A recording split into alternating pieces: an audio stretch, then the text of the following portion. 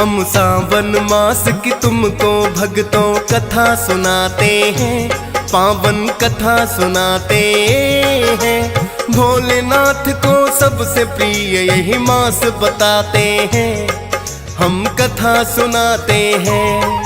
हम सावन मास की तुमको भक्तों कथा सुनाते हैं, पावन कथा सुनाते हैं। भोलेनाथ को सबसे प्रिय यही मास बताते हैं, हम कथा सुनाते हैं। जो शिव का ध्यान लगाते वो मुँह मांगा वर पाते, जो शिव का ध्यान लगाते वो मुँह मांगा वर पाते। प्रिय भक्तजनों, आज हम आपको श्रावण मास की पावन कथा सुनाएंगे। प्रिय भक्तों, स्कंद पुराण में वर्णन है कि सावन मास में भोलेनाथ की पूजा का विशेष महत्व होता है। लेकिन भोलेनाथ को सावन मास ही क्यों प्रिय है, आज इस कथा के माध्यम से बताने की चेष्टा करेंगे। आशा है आप सावन मास का महत्व एवं कथा सुनकर पुण्य प्राप्त करेंगे और भोलेनाथ की कृपा भी प्राप्त करेंगे। तो चलिए भक्तों, सुनते हैं सावन मास की ये पावन कथा।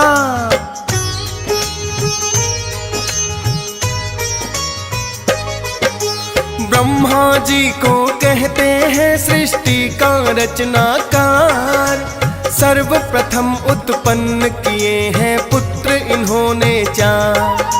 सनक सनंदन सनातन सनत कुमार है जिनके नाम, इस सृष्टि को बढ़ाने का जिन्हें सौंप दिया है काम। किंतु इन्होंने ब्रह्मा जी का कहा नहीं माना है, बोले तपस्या करने हमको वन में जाना है।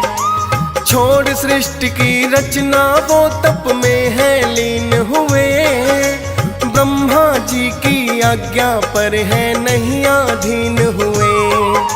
ब्रह्मा जी उन्हें तप करने से रोक न पाते हैं, पावन कथा सुनाते हैं। भोलेनाथ को सबसे प्रिय यही मास बताते हैं, हम कथा सुनाते हैं। जो शिव का ध्यान लगाते वो मुँह मांगा वर पाते, जो शिव का ध्यान लगाते वो मुँह मांगा वर पाते।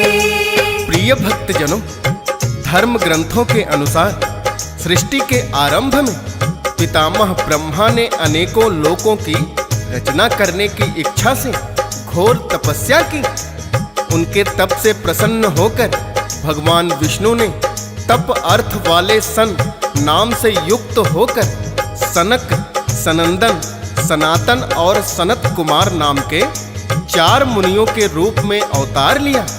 ये चारों प्राकट्य काल से ही मोक्ष मार्ग परायण, ध्यान में तल्लीन रहने वाले, नित्य सिद्ध एवं नित्य विरक्त थे। ये भगवान विष्णु के सर्वप्रथम अवतार माने जाते हैं। ये चारों भाई सर्वदा 5 वर्ष की आयु के ही रहे, ना कभी युवा हुए ना कभी वृद्ध।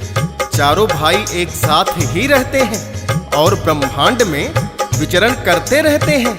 चारों भाई जहां भी जाते हैं विष्णु जी का भजन कीर्तन करते हैं और उन्हीं में ध्यान मग्न रहते हैं।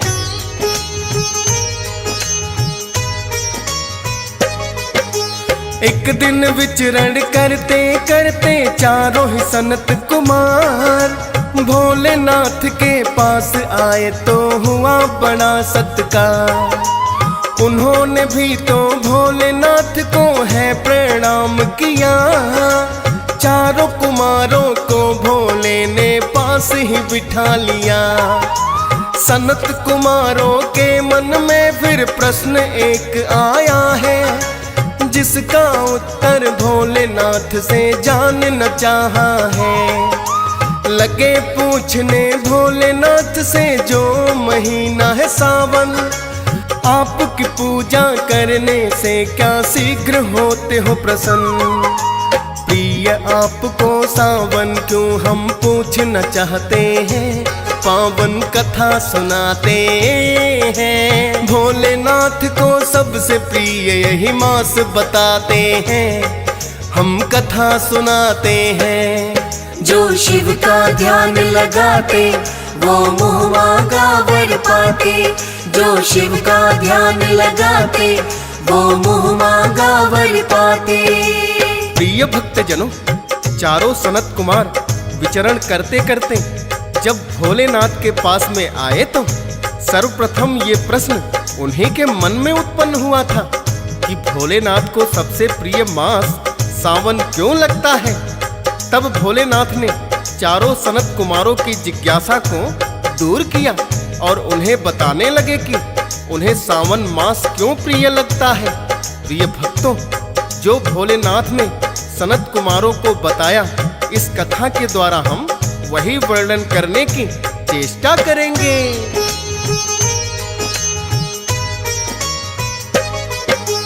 भोलेनाथ उनसे बोले, सबसे पहला सुनो कारण, अत्यंत ही प्रिय क्यों लगता मुझको महीना सावन। देवी सती ने हवन कुंड में देह जब त्याग किया, अपना अगला जन्म उन्होंने हिमालय घर में लिया। राजा हिमालय और मैना की पुत्री बनकर आई, लेकिन अपने पिछले जन्म को नहीं भूल वो पाई। कैसे दक्ष ने महायज्ञ में किया मेरा अपमान, जिसके कारण पड़े त्यागने सती को अपने प्राण।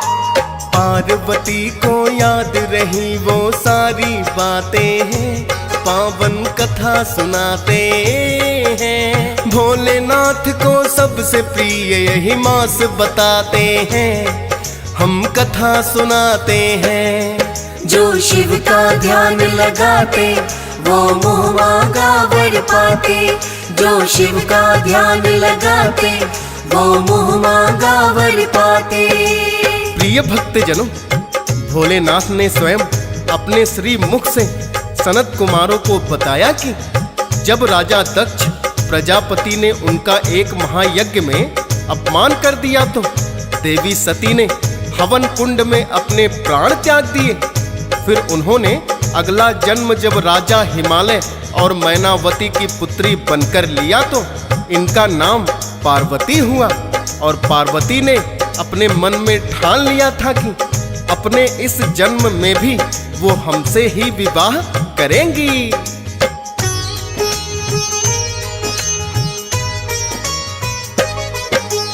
अपने मन में पार्वती ने ये प्रण लिया था कि भोलेनाथ को ही चुनना है हर एक जन्म में वर।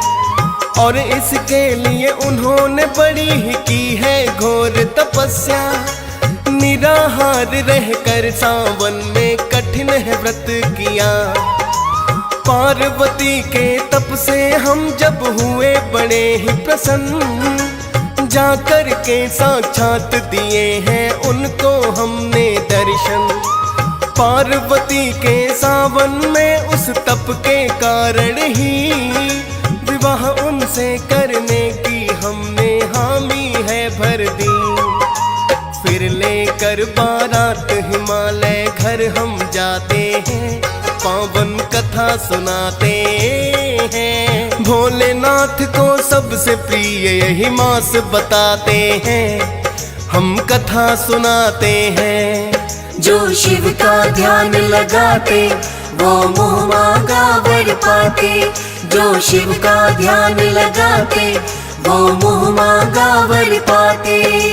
प्रिय भक्तजनों, भगवान भोलेनाथ ने सनत कुमारों को प्रथम कारण यही बताया कि सावन मास में माता पार्वती ने अन्न और जल का सेवन त्याग दिया था। उसी कठिन तपस्या के कारण हमने पार्वती से विवाह करने की सहमति जताई थी। अब सनत कुमार पूछने लगे, हे भोलेनाथ, क्या यही एकमात्र कारण है कि सावन मास आपको प्रिय है? तब भोलेनाथ कहने लगे, सावन मास प्रिय होने का एक कारण और भी है, मैं तुम्हें बताता हूँ, ध्यान पूर्वक सुनो।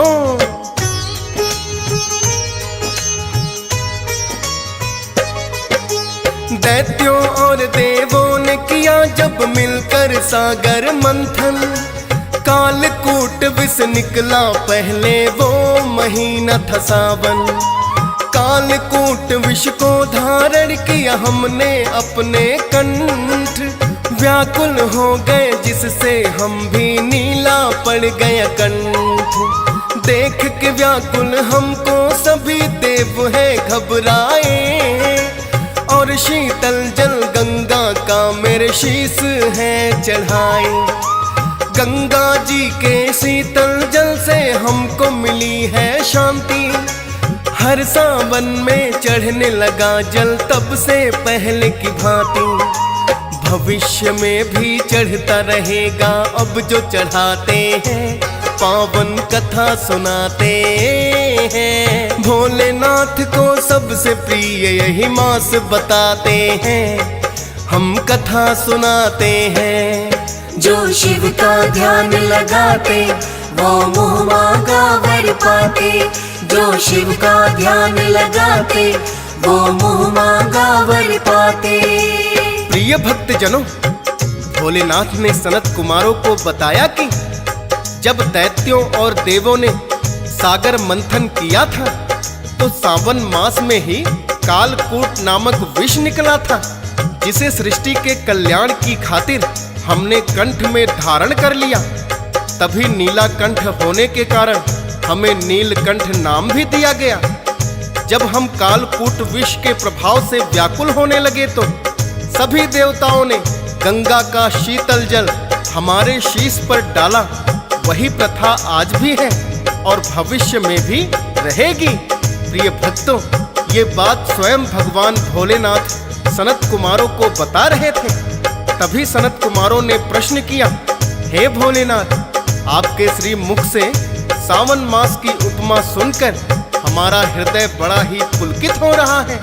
कृपया हमें और भी कारण बताएं कि सावन मास आपको क्यों प्रिय लगता है।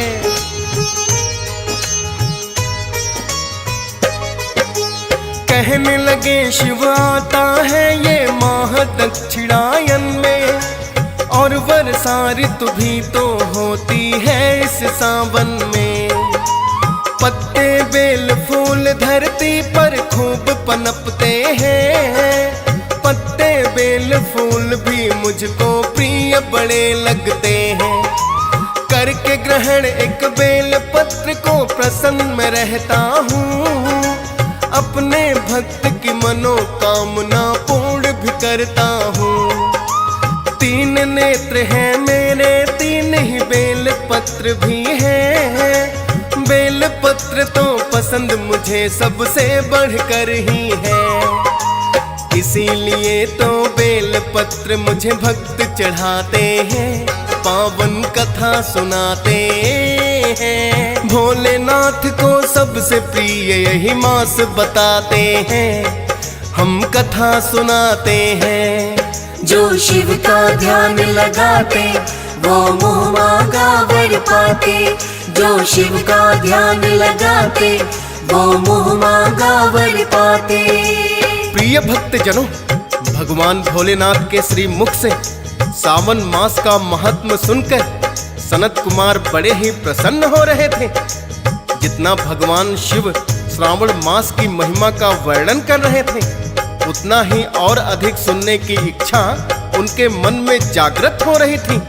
तो सनत कुमारों ने भगवान भोलेनाथ से विनती की, हे भोलेनाथ, हमारी पवित्र सावन मास की महिमा सुनने की जिज्ञासा बढ़ती ही जा रही है, अतः आप और वर्णन करने की कृपा करें।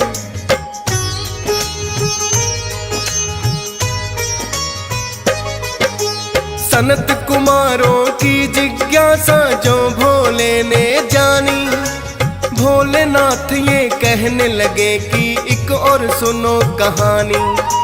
राजा दक्ष ने यज्ञ में कर दिया था जब मेरा अपमान, और सती ने त्याग दिए थे हवन कुंड में प्राण।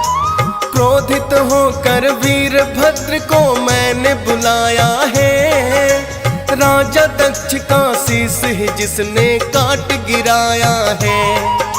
क्रोधित होकर हम भी लगे थे तब तांडव करने, प्रलय कहीं ना आ जाए सब देव लगे डरने।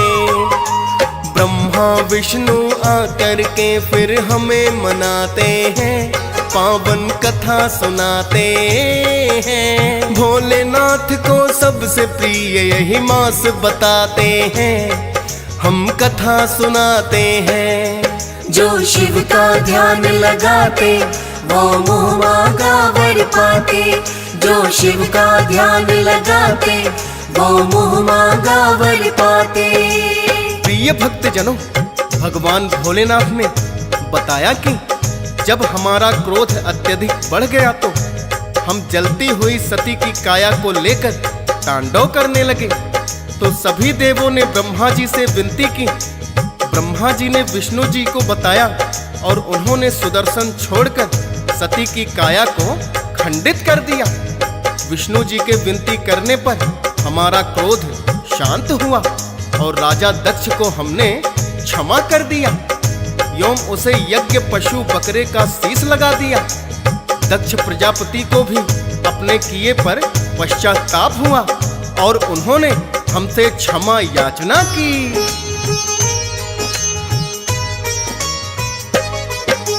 राजा दक्ष ने जब हमसे है क्षमा याचना की, उनकी भूल को क्षमा कर दिया मैंने सुनो तभी।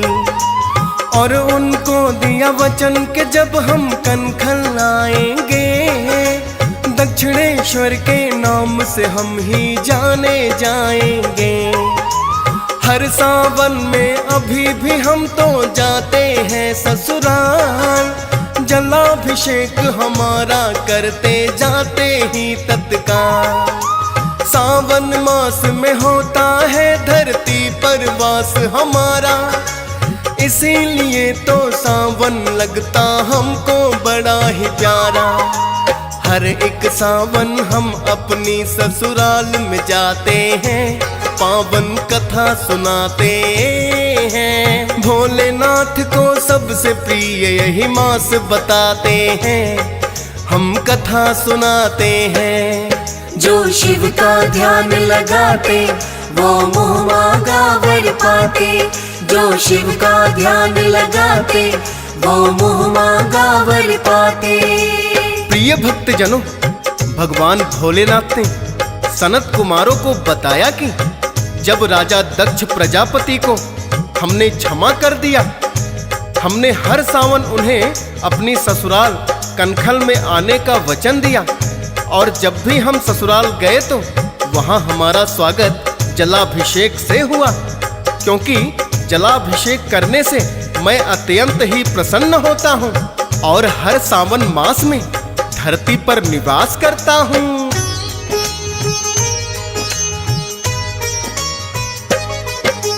भोलेनाथ का अपने ही मुख से था भक्तों कहना, सबसे प्रिय उन्हें लगता है ये सावन का महीना।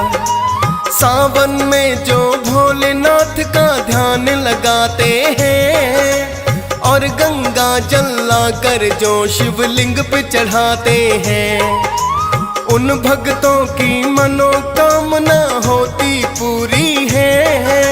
सावन मास में शिव सुमिरन तो बड़ा जरूरी है।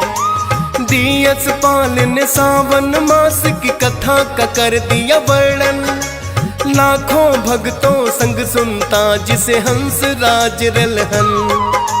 फौजी सुरेश भी सिमर शारदा लिखते जाते हैं, पावन कथा सुनाते हैं। भोलेनाथ को सबसे प्रिय यही मास बताते हैं, हम कथा सुनाते हैं। जो शिव का ध्यान लगाते वो मुँह मांगा वर पाते, जो शिव का ध्यान लगाते वो मुँह मांगा वर पाते।